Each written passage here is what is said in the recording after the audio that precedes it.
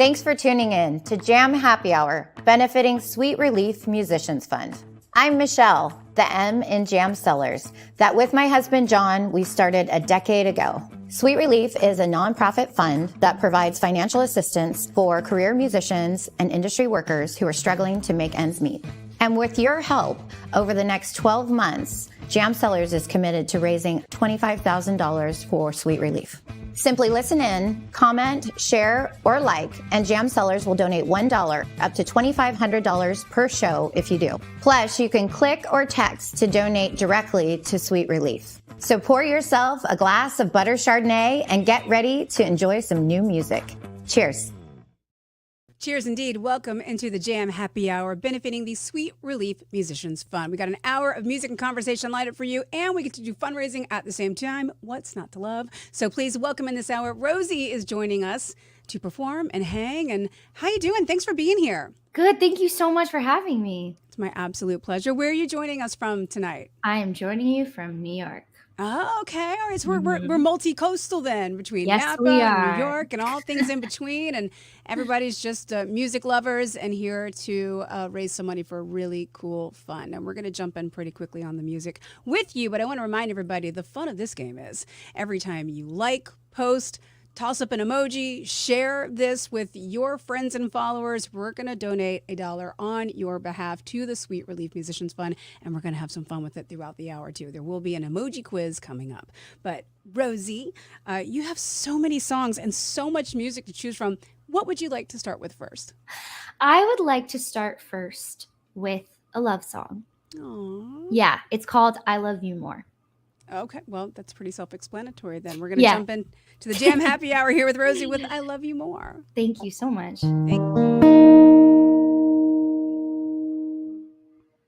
I miss you already,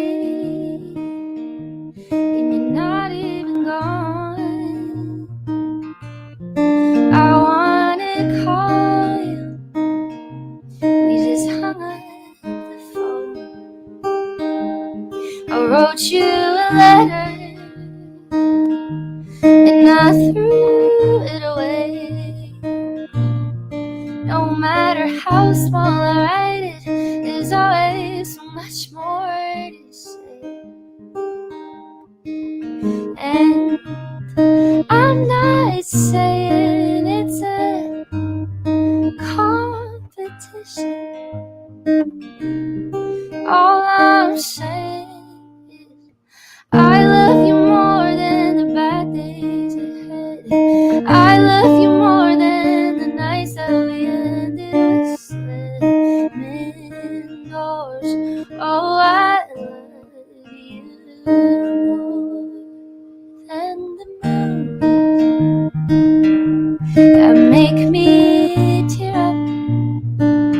Even Harry and Sally, Noah and Allie have nothing on us. And I'm not saying it's a competition, but if it was, we'd win. 'Cause I love you more than the bad days ahead. I love you more than the nights that we ended with slamming doors. Oh, I love you more. There will be times when your heart will forget, so I say it over and over again, so you know for sure, darling, I love you more. I love you more as the years pass us by. If you ever doubt it, just look in my eyes and you'll know for sure. I love you more than the bad days ahead. I love you more than the nights that we ended with slamming doors. Darling, I love you more. There will be times when your heart will forget, so I'll say it over and over again, so you'll know for sure. Darling, I love you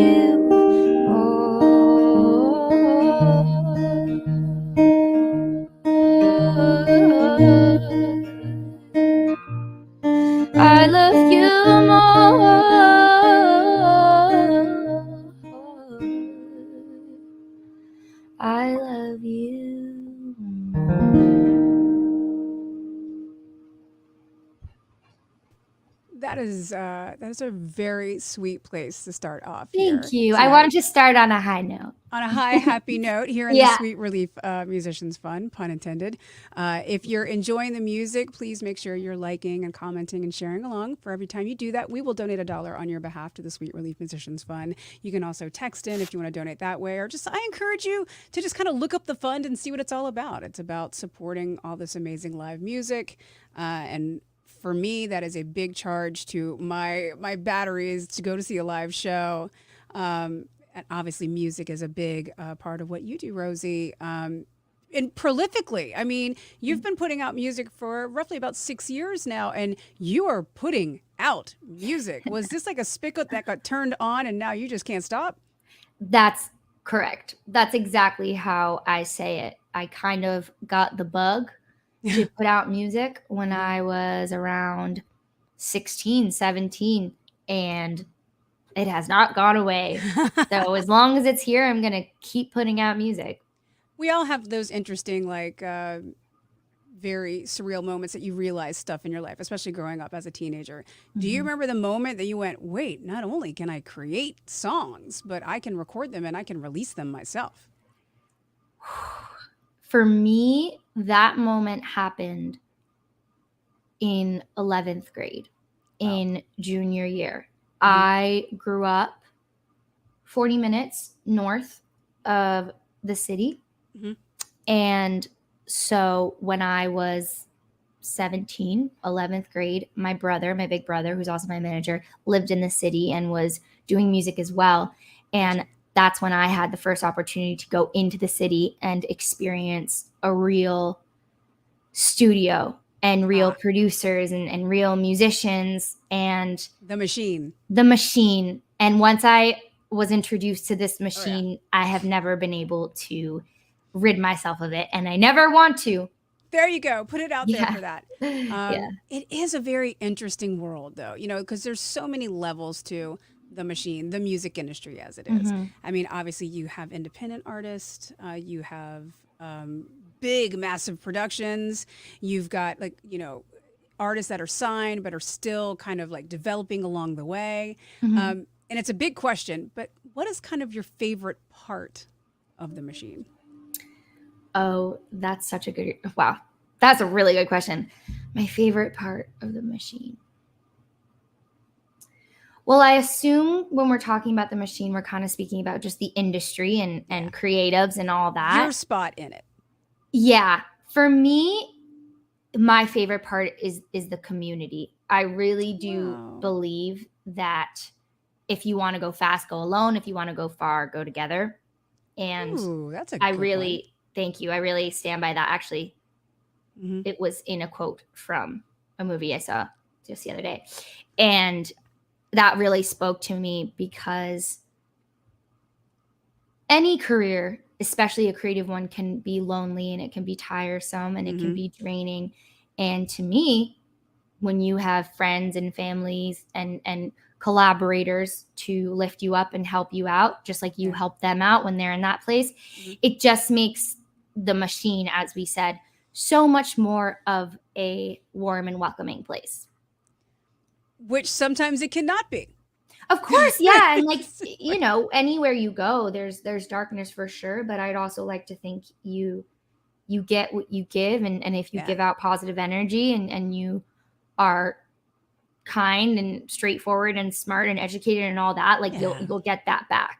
Yeah, you would hope that. And eventually it does kind of come back around, and the music industry and the community in itself. It's beautiful that you said it that way, because it can. And there is like a really cool community, especially when you've got your family with you, which never hurts too. So you had mentioned your brother Mateo kind of like pulled you into the music in more of a, actual way of being in the city and being in the studio. And he still works with you to this day. Now, my brother and I were together every day. I don't feel like that would go well. So how is it for you to work day in and day out with your brother on this musical journey?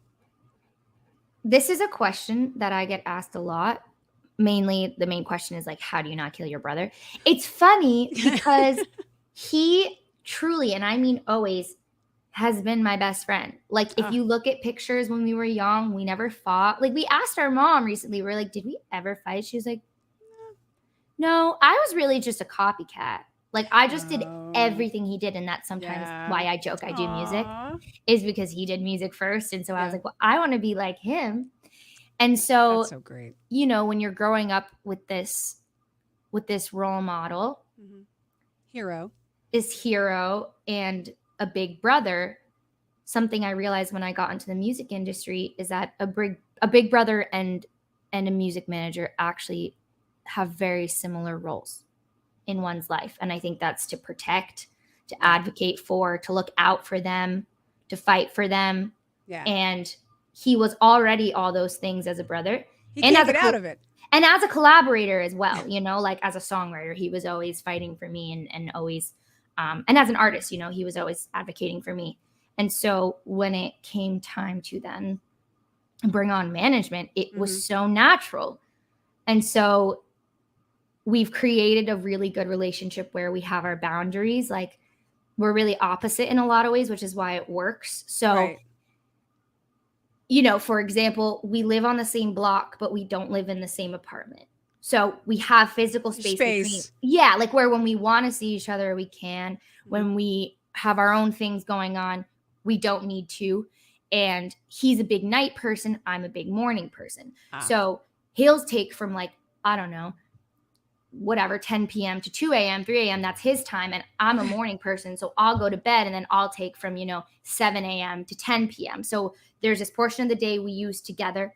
And then after that portion, it's brother and sister time or alone time. Which actually reminds me, if you are a morning person or if you're a night person, go ahead and drop that emoji in our comments below. And for each one, we'll donate $1 on your behalf to the Sweet Relief Musicians Fund, because I can be both for sure. Like, I can stay up all night long for a couple days. And then I'll start waking up at like 5:30 in the morning. And every time I wake up, if it's early, I wake up with a song in my head. And if I'm singing, there's no going back to bed. I already know it. So, do you remember what the last one was? The last song? Yeah, I woke up this morning singing 𝗣𝗦𝗘 Illusion.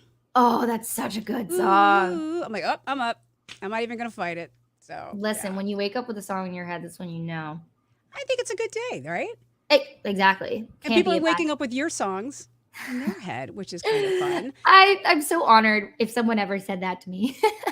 I woke up with your song stuck in my head. Comments below, friends. I want to get into authenticity. I want to get into mental health and what it means to you to be able to share your experiences through your music. But it's a really good time to jump into our second song. What would you like to perform for us next? And can you tell us a little bit about it? Yeah, well, I'm glad you bring up mental health, because this next song is called "I Should Just Go to Bed." and I wrote I had that thought last night. We all have it. And I wrote it as I was really in what I call my healing era. And I've struggled with my mental health since I was 12. And when I wrote this next song, it was a really big step for me in my mental health journey, because I was choosing to get better. And I was choosing to, in this specific case, go to bed. Like, that phrase, nothing good happens after 2 a.m. Yes, I do. I just believe for myself and like my own life. Yeah. Like, if I'm thinking it's time to go to bed and making that choice for myself and saying, I'm going to go to bed, that to me has been such a big step in the right direction for my mental health, is knowing my boundaries and knowing when to say, even if you're saying it to yourself, like, even if yes, put it down. Right. Even if you're in like a TikTok spiral and you're like scroll. Or even if you're like texting back and forth. Right. Or social media, whatever. It's like, I'm just going to go to bed. I'm just going to go to bed now. I'm just going to go to bed. And write a song about it. And I've found that this is a relatable subject. It's already relatable. I didn't know it was going to be so relatable until I put it out and people were like, girl. And this one came out in 2023, right? Correct. All right. Well, here you go. Correct. I Should Just Go to Bed. It's Rosie here in the Jam Happy Hour. Guess you're really gone. I've been so fixated on everything I lost in just one conversation.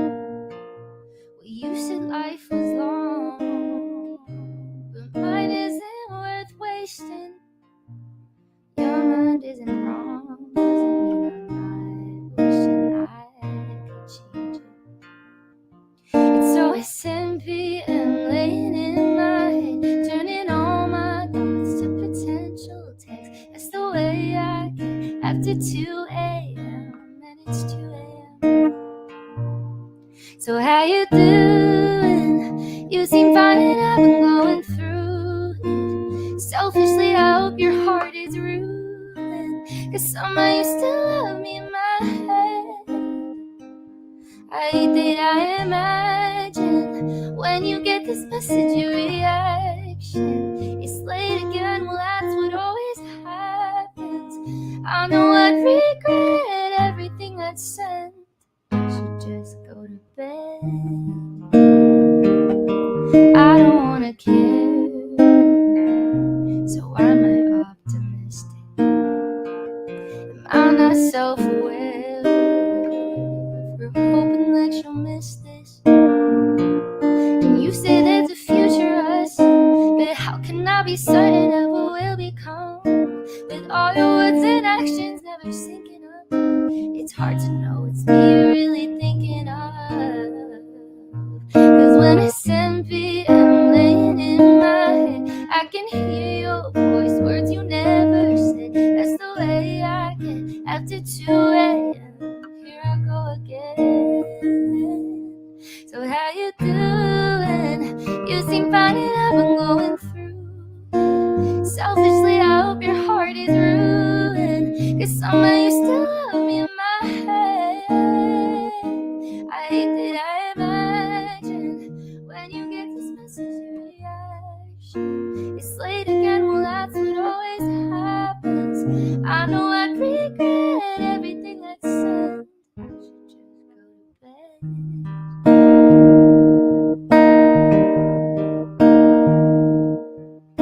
So why is it hard to be the bigger person? I'm just hurting. I keep trying to justify the way you left, and it's not working. Don't deserve it. Swear to God you're hurting me on purpose.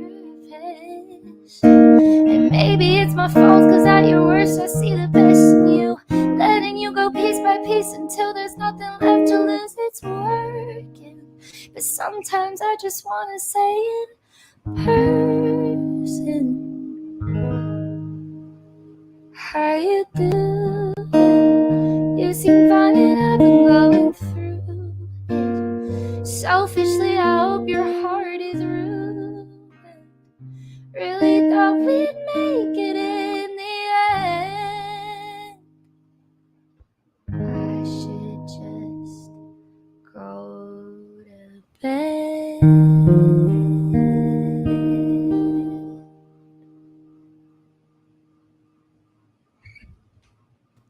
It is so relatable. I mean, it really is. Like you're writing about things that, you know, we've all felt or been through or are going through or will go through. Like there really is like this beautiful kind of honesty to your songwriting. And I know that's very deliberate. You know, if you guys aren't following Rosie on her socials or her platforms, one look at any of her pages or Instagram or the website or YouTube and whatnot, you're going to see that Rosie absolutely prides herself on being real and authentic.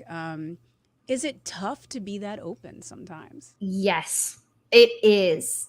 And I said recently in an interview that I wake up every day, you know, and some days I question myself, some days I don't, some days I feel good about myself, some days I don't. What I never question is my mission and my goal, you know. Sometimes it is hard to put myself out there and to share so much of myself online and with strangers, you know, like that. I don't know if that ever gets easier. I think it's really scary and it's important to do what scares you. But the part of me that never wavers is just the voice that's saying, you're doing this to raise mental health awareness. You're doing this to make the world a better place. You're doing this to make people feel less alone. So to answer your question, yes, it's hard all the time, you know, just like life. Like it's really difficult sometimes, but that's what makes it rewarding, you know? Well, I feel like if you're being real and you're being truthful to your truth, you know, and you're sharing that, I think that's always kind of a safe space. Yes. I think some people get into trouble when they're so into sharing and so into almost, you know, people feeding off of that sharing that they stop being 100% authentic. It's like 100%. if you look at your first, Instagram post versus the one, for some people that, they just posted, it's a whole different person happening there. And in this, not only industry, but in this world of there's so much not real out there.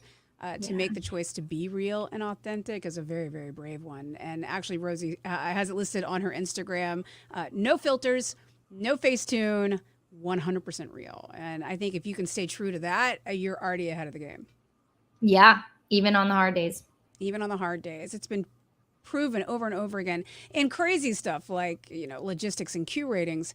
People that can come across as authentic definitely are favored more than those who just, it's a pretty face up there on the screen. So I applaud you. That's a brave thing to do. Thank you. And I think more than anything, I don't know the studies behind it or the science behind it, but it feels the best to me. You know what I mean? Like, I think as much as other people's approval in this industry is so important, it's truly just part of the job. I never say like, I don't care what people think. I do, I think I'm an artist. Of course I do. But I think when you're your most honest and authentic self, you start to also really validate yourself and get that validation from within you, as well as the people around you. You're so smart. You're so smart for your age. This is stuff that I picked up from like 20 years of therapy, and you're like, I got this, Listen, thank my parents, thank the people who are around me. I just learned from them. Well, if you guys are feeling authentic or you're enjoying the authenticity of Rosie here in the Jam Happy Hour, please make sure you are commenting and liking and sharing. We are raising money for the Sweet Relief Musicians Fund tonight, not only with great music and conversation, but you being an active participant, we will donate $1 on your behalf by liking, commenting, or sharing along. So put your authentic hearts into the comments, and we will continue on here in the Jam Happy Hour with Rosie. You had mentioned when you were performing I Love You More, afterwards, that you had heard this really great quote in a film. And I've also often wondered, as a songwriter, because I'm not, when you hear something like that, does it immediately become a song in your mind? Or are you like, oh my God, don't forget that? Or, I want to grab that nugget. I want to make something out of that later. Like, how does that work for your creative mind? The way I describe it is kind of like there's an imaginary light bulb in my head. And it's constantly there. And whenever I hear a quote or even a word or a phrase or a sentence or a conversation, whatever it is, I have this little light bulb that goes like, ding, like it just like goes off. And that's usually my sign to take out my phone and write it down in my notes app.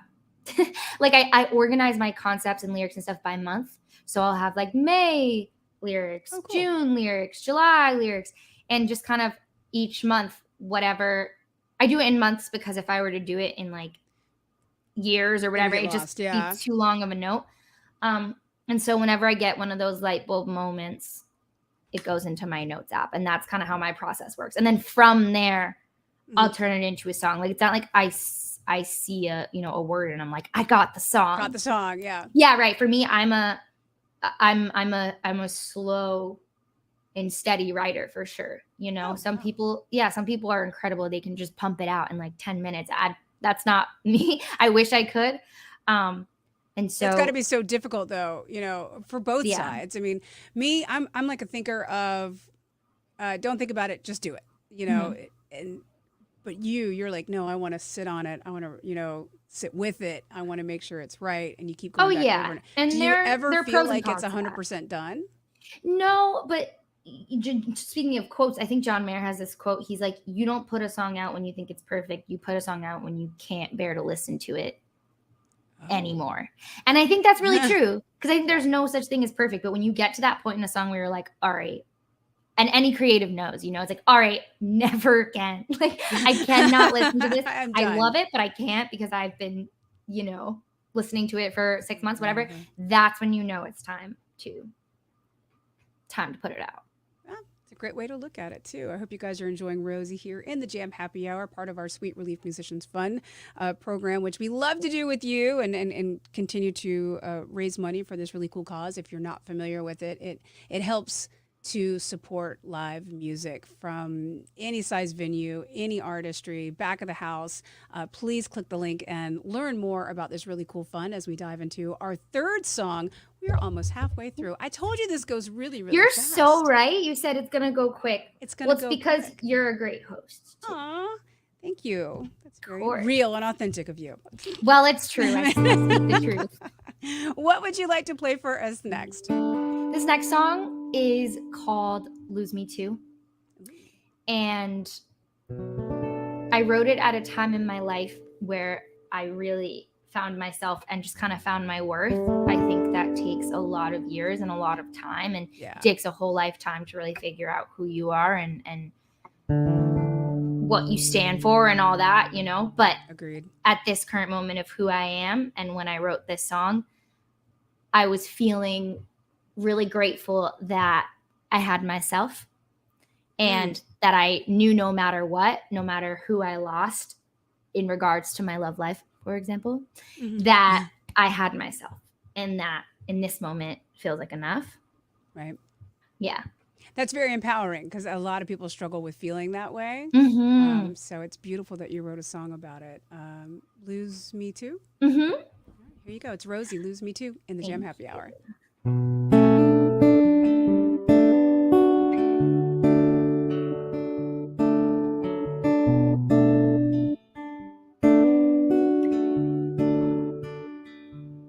I was okay with giving you space till you really need it. Now I have to try and think of my life without you. I know that you said that nothing would change, but how can I trust you? Based on my past, love doesn't last, so I went with you. So if you're really leaving, let me know. You can pack all of your bags and go, but you can't take Bon Iver, my long brown hair, August stars and northeast air, or anything I learned to love with you. Like the way the stormy New York City nights were always ours, but now they're mine. 'Cause if I have to live with losing you, I'm not gonna lose me too.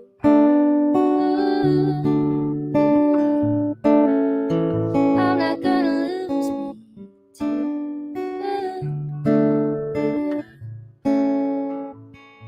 It took 7 years for us to get here, and now we're in danger.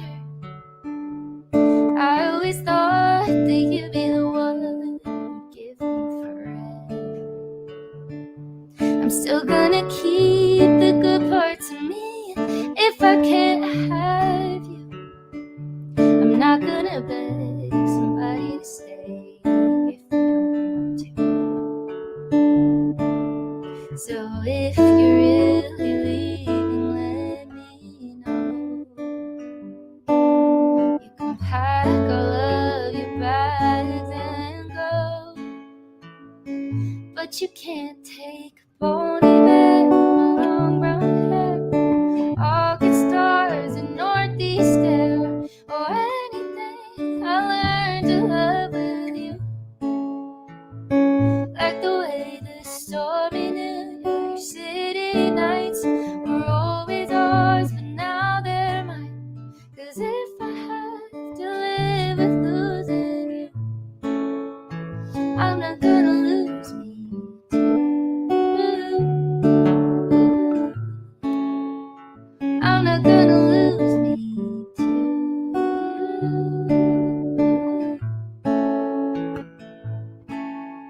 'Cause I'm good on my own. So pack your bags and I'm good on my own.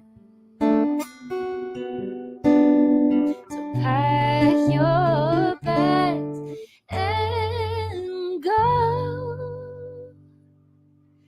but you can't take. Pony bear, my long brown hair, August stars and northeast air, or anything, I'll learn to love with you, 'cause I'm not gonna lose me too.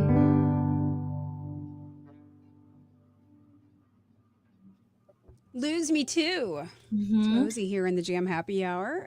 If you're enjoying the music, not only should you like, comment, share, we'll donate $1 on your behalf to Sweet Relief Musicians Fund, but most importantly, also, if you are enjoying the music, add her to your playlist, to your platforms, wherever you get your music. Just do a little deep dive and keep enjoying all these beautiful and very open and honest songs that I'm sure we're all connecting with on some level, but by doing so, you get to affect the almighty algorithm, and the music continues to expand and grow, which is a beautiful thing, especially when you've got such a great message going out there.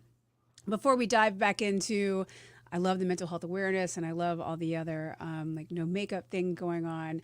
I want to talk about music is such a powerful thing. Do you have a set of songs that no matter what is happening in your day, and if you're just down and low, that you can always turn to this, and that's like your good mood music? Yes, I 100% do. I have what I consider perfect songs, like songs that just make me feel myself, make me feel happy, make me feel anything. Right. The first one is Slow Burn by Casey Musgraves. Oh, wow.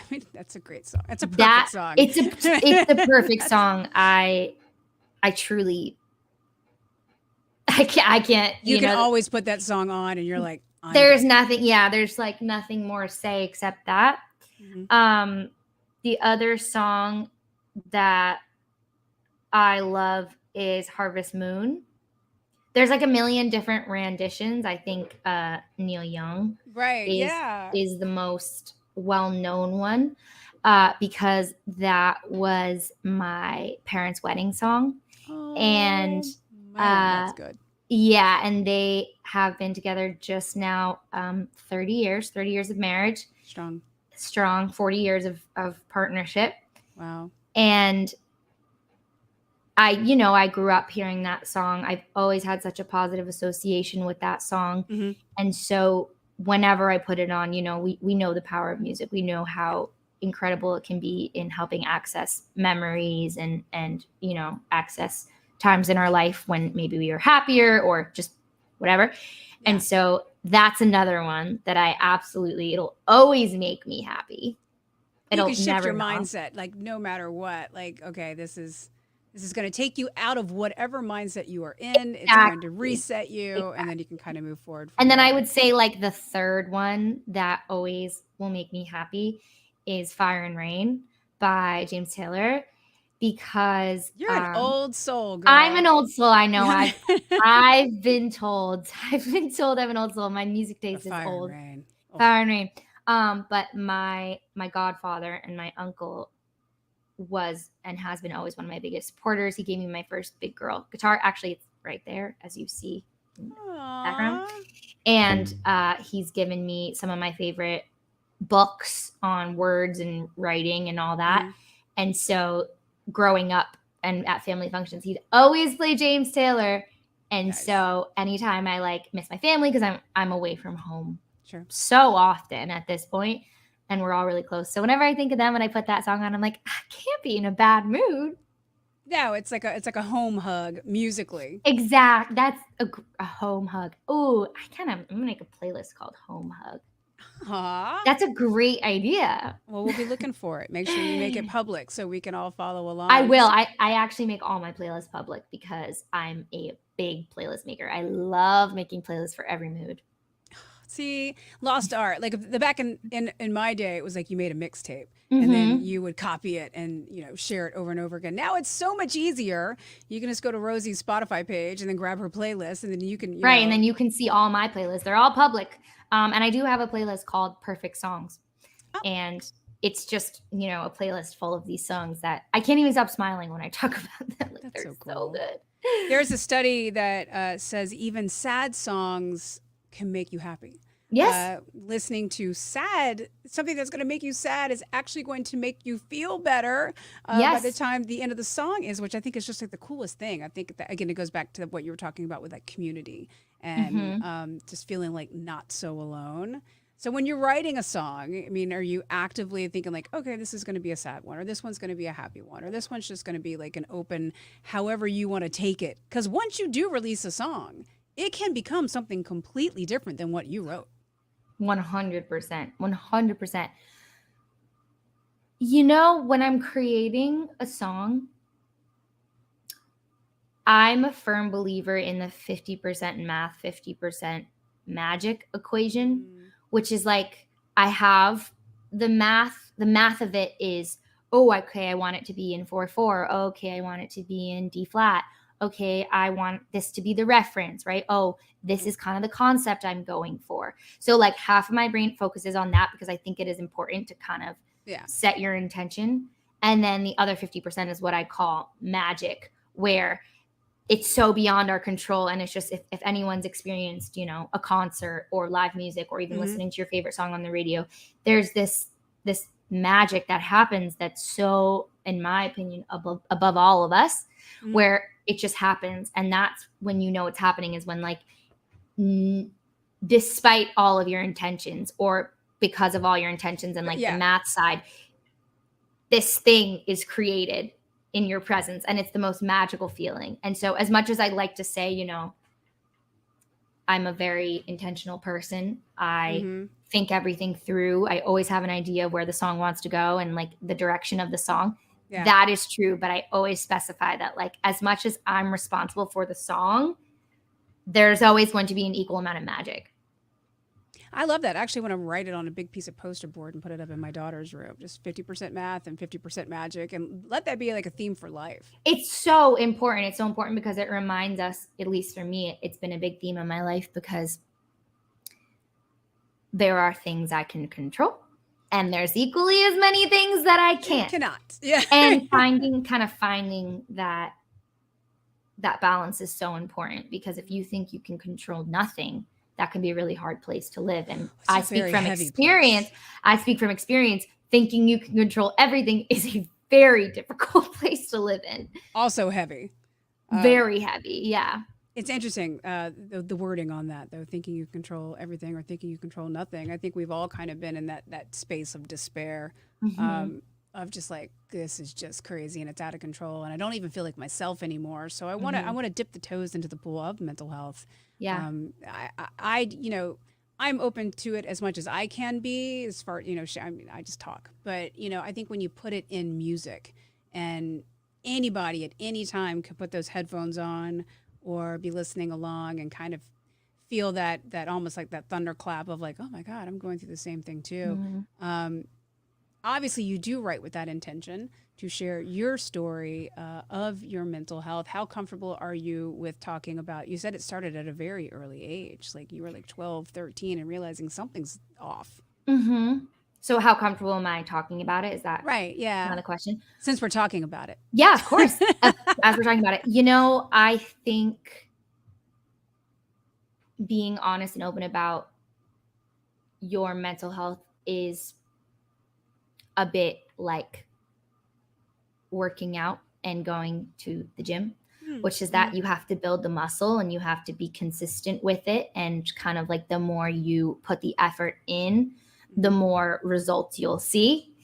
And that's been a really helpful way of me looking at it, because, you know, it's scary. It's really, really scary. But the more you do it, right, and the more practice you have, ideally, it gets a little less scary every time. And in my case, the more support you get and the more you see it resonating, right, it becomes easier, because now, right, when I post something really vulnerable, maybe I'm helping 1,000 people, 2,000 people, maybe 100,000 people see it, maybe 1 million people, maybe 17 million. Like there's maybe one. And you know what? That I'm really glad you said that, because that's most important. Even if it's me, even if I'm the only one that sees it. Ooh, that's like good too.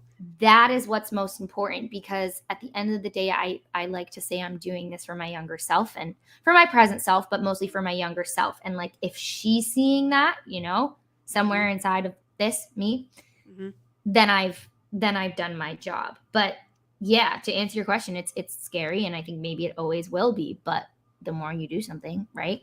Oh you yeah. got to face fear. Yeah, and it's interesting because in my brain, I'm like, is she talking about, you know, it's easier to continue to talk about it, or is it the more that you work the muscle of actually going and doing the work? Both. Yeah. Yeah, it's two totally different questions. Well, in one. right. And yet they go hand in hand, because I think if you just are preaching about it without going through it or Mhm. experiencing it, it's like, how can that be authentic, you know? Yeah. Like people will go to therapy like once or twice. They're like, I'm fine. I talked Yeah. about it. It's great. I'm like, Right.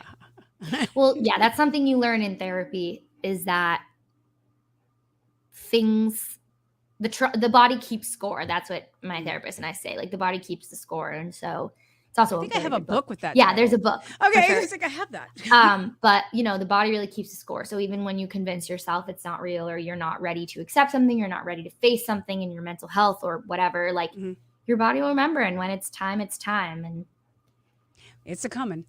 It's coming, right? And so my hope is that when people are maybe going through this or are having a hard time, it's like they can turn to music that makes them feel related to, like it's relatable what they're going through. Because I really think the worst part of mental health, like I can say definitively for me, the worst part of mental health is feeling like you're alone, feeling like you're the only one going through it. Right. Especially in those teen years. I always so say, isolating. If you can get through high school, you can get through anything. Like, high school's such a hard time. If anyone watching, or if anyone knows anyone going through high school, give them a hug, because it's just, yeah. And I wouldn't have gone through high school without my brother. Speaking of, we're going back to that. Yeah, wouldn't have done it, wouldn't have been able to. So. Well, thank you for sharing your journey and sharing your story. And course. obviously, sharing it through music makes it even better here in the Jam Happy Hour. So we've got about 20 minutes left. I want to talk on a couple of other points, but I want to jump into some music first right away. We're coming up on our fourth song of the evening. And again, reminding everybody, if you're enjoying the music, or you're just liking the conversation, or you just want to go emoji crazy, knock yourself out. For every comment, like, and share, we will donate $1 on your behalf to the Sweet Relief Musicians Fund, keeping live music out there for people who need it, whether they're having a crummy day or the best day. Live music is such a charge for the soul. Rosie, what would you like to play for us next? Well, it's very on theme of what we've been talking about. It's called Try Again. And this song is all about facing, confronting, and overcoming some of my biggest fears. And that is actually the concept for my entire next project. Ooh. And so much of my fears have to do with my mental health, you know, and just life and things that have happened, and just growing up and becoming an adult. And so I think it's very timely that we are having this specific discussion. Yeah. And now I'm singing this specific song, because you'll hear in the lyrics, like, how brutally honest I am with myself about all the things I'm afraid of. Wow. And there's a lot. I think if you're a human, you have fears, you know, who doesn't? Sure.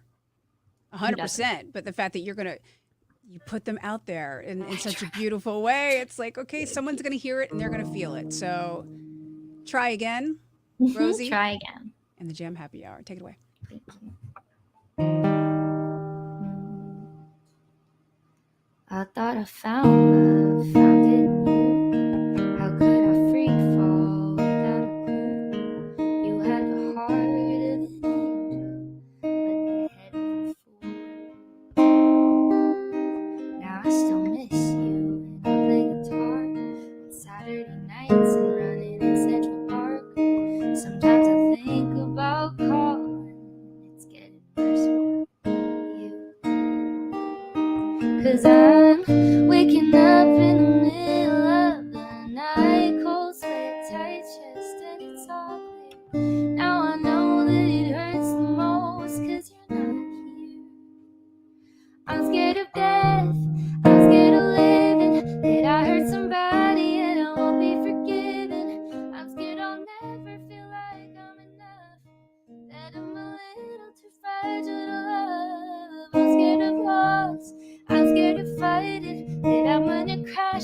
I get so anxious driving. I'm scared I'll never feel like I'm enough, that I'm a little too fragile to love. But what scares me the most in the end is that we'll never get to try again. What if our timeline doesn't add up and come back to find me already in love?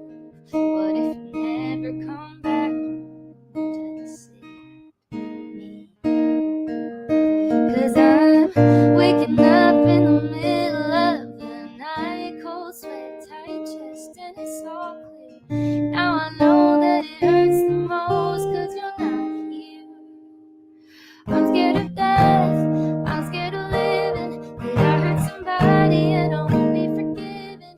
I'm scared I'll never feel like I'm enough, that I'm a little too fragile to love. I'm scared of loss, I'm scared of fighting, that I'm gonna crash 'cause I get so anxious driving. I'm scared I'll never feel like I'm enough, that I'm a little too fragile to love. What scares me the most in the end is that we'll never get to try again.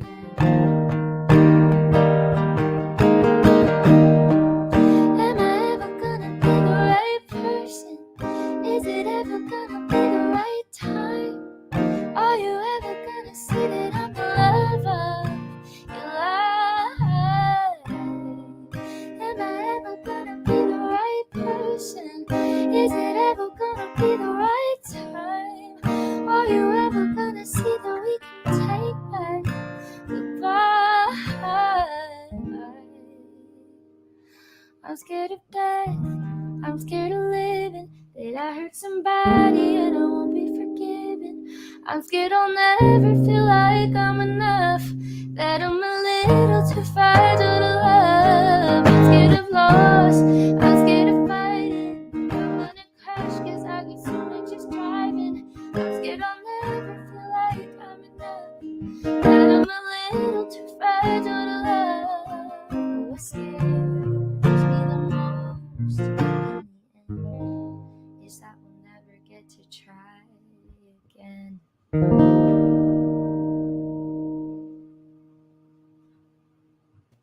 Try Again with Rosie here in the Jam Happy Hour. That's one of those songs that you really do pour so much of yourself into.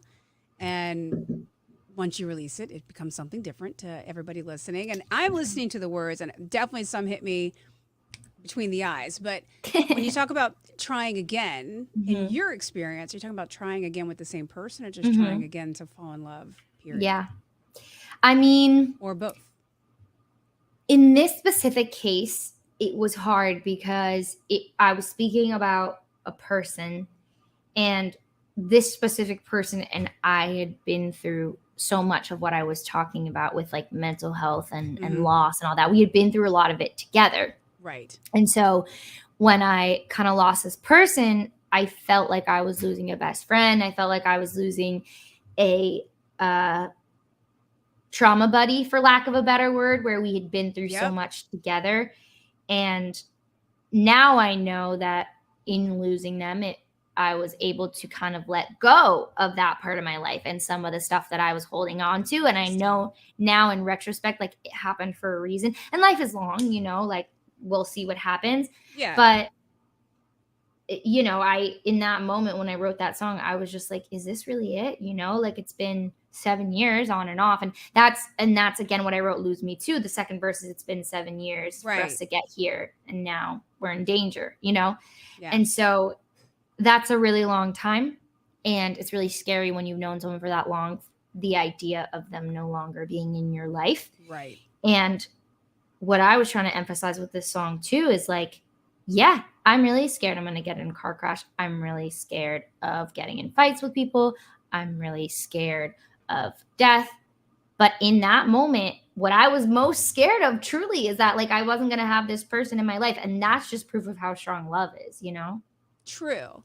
But again, to circle back around to your trauma bond, it's like, but I went through all of this with this person. How am I going to go through these things without this person? Right. And, you know, we're figuring it out day by day. And I also think some relationships are are stronger than words and stronger than your traditional type of talking and interacting with someone. You know, I know who we are kind of to each other, and that's what matters most. But in that moment, I was so scared, you know. It's a beautiful song, and it's well written. And I also had to laugh because you were like, you know, you get so anxious driving that you think you're going to crash. And honestly, I think that's a lot of people are dealing with that these days. I learned that. Did you know I learned that 60% of all drivers have driving anxiety. Yeah. But that really, so speak of like talking about that, I thought I was totally the only one that gets anxious driving. And then I looked up the statistic and I was like, hold on a second. 60% of us. Mm-hmm. That's quite a bit, you know? And that's a big, and it's a jump. It's jumped post-pandemic. It has. Oh, totally. And I think anxiety has jumped. Just anxiety. Yes, that's well put. Very well. I was like, oh, Rosie too. Great. See, yeah, Rosie too. And that's such an important phrase, you know, like not Rosie too, but just like me too. Like when you're going through something, so am I. You need to make a driving playlist. Oh, I have one. Oh, of course you do. Of course I do. Yeah. I love it. It's short at the moment because I live in New York City. So driving in New York isn't really a thing. But when I'm in LA. Well, we would love to have you out to Napa sometime, experiencing all the Jam Cellars fun with us. There's lots of beautiful roads to drive out here. We can make I would drive in Napa, I'll tell you. I would drive in Napa. Well, we'd love to have you out here. We just love having this hour with you as it goes by so super fast. If you have been enjoying the music and getting to know Rosie a little bit better, please do share on all your platforms. And if you just want to drop a comment below, we're not mad at it because every time you do it, we're going to donate $1 up to $3,000 just in this 1 hour to the Sweet Relief Musicians Fund, which is a beautiful thing. Live music. I want to talk about live music with you. Touring plans. I know you've got Love Letters coming up in Salt Lake in September, which is such a great festival. Let me ask you about that. When it comes to those festivals, there's so many artists and there's so much going on. Does that get you like really amped and excited to see all these other performers? Or are you just kind of like, oh, there's a lot going on, I'm just going to do my thing? Like, it's a big event. How do you prepare for something like that? That's a great question. That's a really good question because I have two sides. Like me as a person, I'm an introvert. So the idea of like thousands of people and just like in my head, right, you would think like, okay, that is an overwhelming, overstimulating situation to put yourself in. But as a musician, I feel like a little kid when I get there. I'm like, this is camp, summer camp. I'm with all my favorite artists, with fans. Like it's like adult summer camp. Sure. And it brings me so much joy. And I just feel like the happiest version of myself when I get to play these festivals. But the preparation is rigorous. And I think that's something that's really important is like, my aim is to always have fun day of, you know, like I want to have fun. This is my job, but this is the funnest job in the world ever. Yeah. But I only have fun on the day of if I prepare myself because like an athlete. Well, yes. And I grew up an athlete, which makes sense. I think there's a lot of athlete mentality in the way I conduct my professional life. But I'm such a firm believer in, you know, you practice what you preach. So I'm a big, like 2 weeks before every day, practice the set, you know, band rehearsal. A really big part of my preparation for me, because I am so sensitive and a deeply feeling person, is mental. So much of my preparation is mental. So meditating, affirmations, therapy, you know, a lot of silence. Like I don't like to go out a lot. I mean, I don't like to go out. How does one do silence? I know, because my brain is never, ever quiet. Quiet. But, you know, just if I know that I'm going to have a day full of talking and fun, I know that leading up to that, what I need is sleep and just to rest my voice and to vocal steam and to do my, you know, my journaling. And so I think that answers the question of kind of like how I get ready and how I am the day of. But like I said, they're actually really quite opposite. Like I spend all the preparation, silence, serious, like head down. So that day of I can have the most fun. That sounds super exciting. And is that kind of how like you on stage, like is it, you know, these songs are sometimes heavy and sometimes very deeply personal, but the live show itself, you're just all out having the best time? Yeah, exactly. It's like, I mean, I feel it. Of course I feel it. I feel the weight of my words. And I also obviously feel the energy of the crowd. And when there's tears and, all that, like I feel that for sure. But there's very little instant reward with being a musician. So much of it is paying it forward. Sure. And one of the ways that I think musicians get to experience instant reward is through performing. And so I just try to soak it in. It's like, I'm singing my song, you're responding in this current moment. Like, that's such a magical feeling. And it's, it's not every day. You can't play 365 days a year. That's just not realistic. So as much as I feel and empathize with the people who are in the crowd and resonating, I'm like, this is our moment to also have fun. This is our moment. I love that. Our moment is wrapping up, unfortunately, yes, it is. very quickly. We have time for one more song here with Rosie and the Jam Happy Hour. How would you like to take us out this evening? I would like to take you out with my confidence anthem. Ooh, okay. And because at the end, I really believe that at the end of facing, confronting, and overcoming your fears, you get to this place of clarity and confidence. And you realize, you realize your own worth. And I think that's a really important note to start on. And if you realize, that's also the note I am ending on. So like, we started with I Love You More, which is about love. And now we're ending, which is about self-love. So we've gone full circle. We have gone full circle. Yeah. But I just think it's so important to show yourself love and to know your worth. And that's really, really important. Amen. So, if you could drop an emoji of your worth below while we enjoy this song, we would love that. You're right. It's like, if you don't know your worth, man, you're missing a big part of what you need in life. So and it takes time. And it takes time. And therapy. And lots of work. Lots of work. Do the work. What's it called? It's called Someone You Once Had. Ooh, all right, here you go. Someone You Once Had. It's Rosie in the Jam Happy Hour.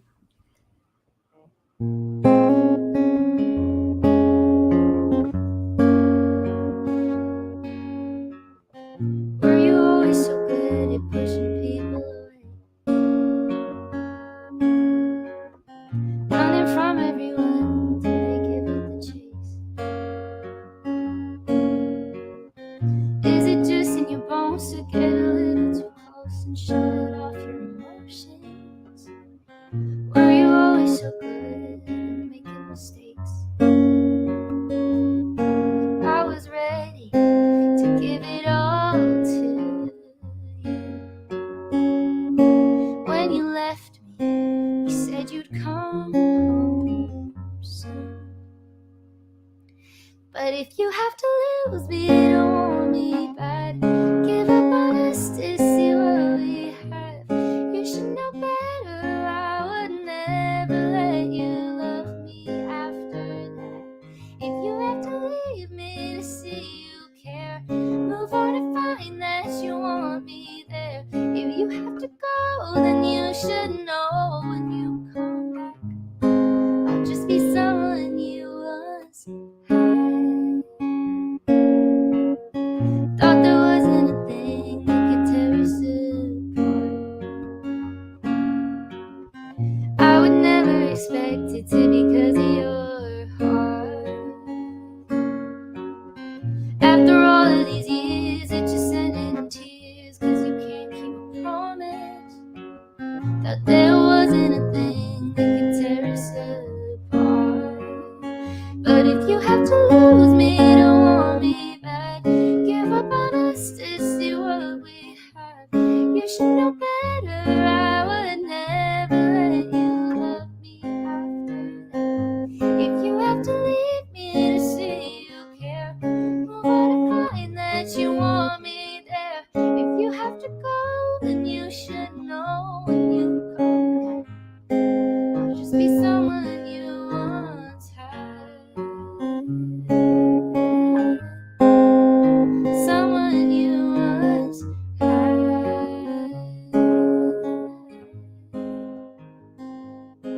I was ready to give it all to you. When you left me, you said you'd come home But if you have to lose me, don't want me back. Give up on us to see what we have. You should know better. I would never let you love me after that. If you have to leave me to see you care, move on and find that you want me there. If you have to go, then you should know I'll just be someone you once had. Someone you once had.